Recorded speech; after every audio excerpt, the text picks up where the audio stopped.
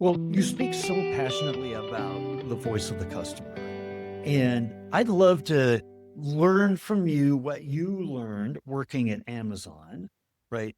Known as the most customer centric organization. And you worked on the customer side and the commercial side as well.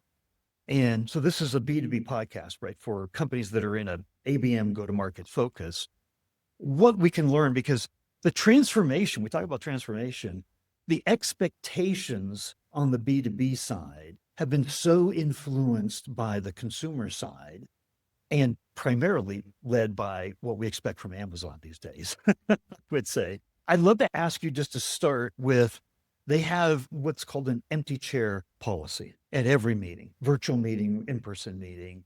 Is that still alive? And what does that mean? And why is it important that we should even be talking about it here today? So absolutely. I was at AWS, which is the cloud business of Amazon, right? So mainly working with B2B startups, developers, enterprise, digital native business, and government as well. So O&Ds and education and etc. So it's more mainly B2B. I was not in the B2C side. But it was true, of course. So it was an MBA. As I talk about customers, I bring this, it's ingrained in my profile. I truly believe that's the right thing to do.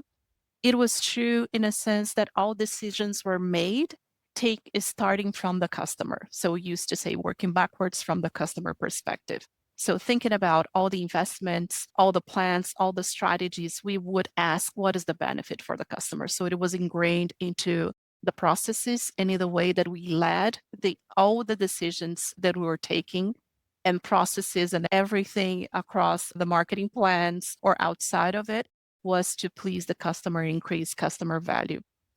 And this is something that we kept reiterating and learning from, which I bring to Maersk for the past 3 years that I have joined Maersk.